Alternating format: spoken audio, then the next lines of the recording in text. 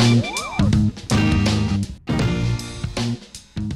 we're back on the Fowler Show, and we're still talking about taxes. Democrats in New Jersey this week are making a serious move to challenge a key piece of Trump's tax law. Citing a giant loophole in the tax code, Governor Phil Murphy and his Democratic colleagues are attempting to leverage the ability of homeowners to keep deducting their property taxes by labeling them as charitable contributions. Named the SALT deduction, the topic has become a key issue in states such as New Jersey, New York, Illinois, and places known for having high property taxes. The challenge potentially sets up the first tax showdown between high-tax states and the Trump administration. Will the Democrats get a win on this one, or won't they? Let's talk about it. Now first, before I go any further, let me actually break down how this loophole works for you, because it's very complicated and tax law is very nuanced. So here is what the state of New Jersey has tried to finagle. And the best way to talk about it is via an example. So what they would do is, in the tax law, it allows for you to have unlimited amounts of deductions for giving to charity. And so this is how they would utilize that. This is the loophole they will utilize to basically write off their state and local property taxes. Everybody's like, Richard, how? So what each municipality would do is they would set up a trust, right? And the trust would be a nonprofit. And that trust would be designed and written in a way so money from that trust can go to benefit local expenditures. Schools, hospital, roads, bridges, police officers, etc., etc., etc. And what a resident in a state, in a particular municipality, would be able to do is they'd be able to give a charitable check to this particular city trust in the same amount as their property tax, thus zeroing out their tax bill, moving that money to the trust, and allowing them to claim a 100% deduction on the amount of money that their property tax actually is. Because how the current tax law is written, Donald Trump phased out the SALT tax and basically has a limit of $10,000. So over $10,001, it can no longer be deducted, which, majority, the average return claim is nearly $18,000 in deductions for SALT. So people claim about $18,000 in property tax write-offs. Now, here's how this works. Let's give you a scenario. So in Livingston, New Jersey, were to start a trust, a taxpayer who would say who has a $30,000 tax bill would write a $30,000 contribution to the Livingston, New Jersey Trust Fund to benefit local expenditures. And then the city of New Jersey would allow that particular person to write off. They would get a letter in the mail saying, thank you for contributing to the Livingston Trust for 90 or 95% of that particular $30,000. Now you're saying, Richard, why 90 or 95%, not 100%? Because trust funds you're not allowed to write off the administrative fee to manage that money. So like if you were to give a trust fund $10 and it takes $1 to manage that $10, you're only allowed to write off 9 of those dollars. Here is the governor, here is a New Jersey representative talking about the plan to CNBC to give you a better gist of what they're saying. Let's take a listen. I heard this from Republicans and Democrats in my district just when I was home is, wait a second, our taxes are going up. There's been a tax hike bill. Suddenly we're not able to deduct our property taxes and our state income taxes beyond a cap of $10,000. So seriously gutted. Our property values are going down. What are we going to do about it?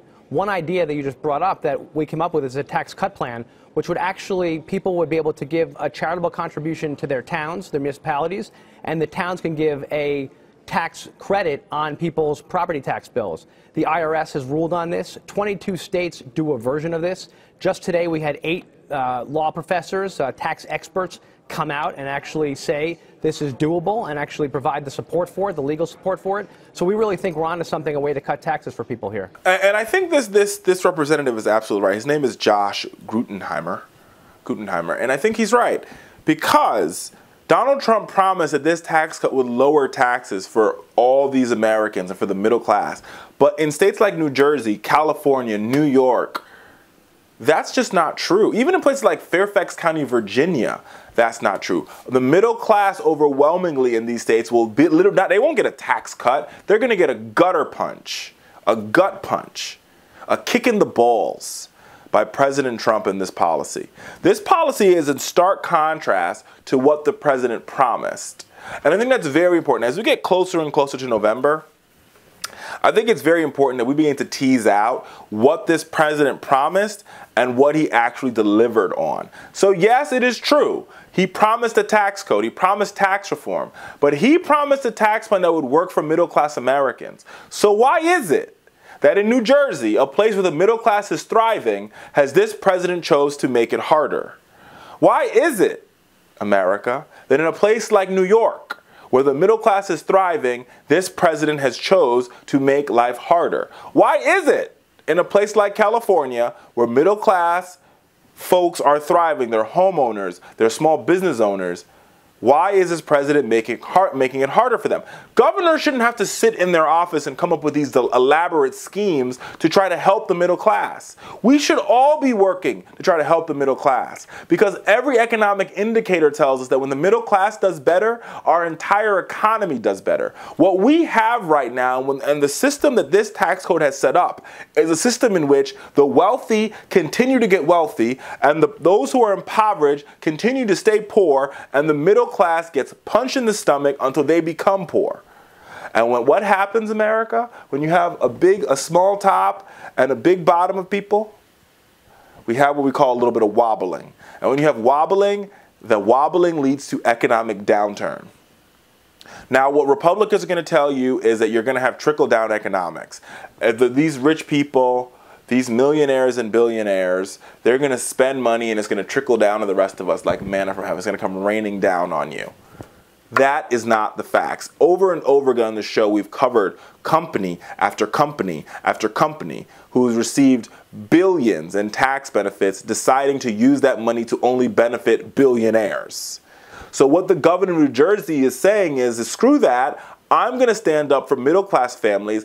I'm going to stand up for middle-class homeowners. And how I'm going to do it is by using Trump's tax law against him, by finding a loophole for the middle class. And I love it, because here's the thing. Our tax code is full, America, of loopholes for the rich people. So much so that sometimes some of these corporations end up paying $0 in taxes, like IBM, who for years found a way for their tax liability and their tax return and their tax refund to equal, so they paid $0 in taxes. We can do better. We should do better. We must do better. But it's going to require that we call this president's card and we remember every one of these members who voted for this tax bill, even though it did not benefit their state. There's Republicans in New Jersey who sit in the House of Representatives, and it's time we vote them out. There are Republicans in New York who sit in the House of Representatives, and it's time we vote them out. There are Republicans in Virginia who sit in the House of Representatives who voted for this tax plan, and it is time we vote them out, because they claim to care about you. They claim to care about America's middle class. They claim to care about small business owners, but America, don't piss on us and call it rain. And that's exactly what we've seen from these Republicans over and over again, to the point where in the state of New Jersey, they have to find a crazy loophole to make sure that the middle class in that state does not tumble. It's insane. It's absolutely insane. Now, a couple things on this. So a lot of people benefit from this SALT deduction. Those people who benefited from the SALT deduction wrote off a combined $32.2 billion, right? New Jersey, where 41% of taxpayers in New Jersey use the SALT deduction to reduce their total tax liability, according to the Tax Policy Center. So 41% of the state, 41% of the middle class in the state are basically going to lose if we don't fix this today.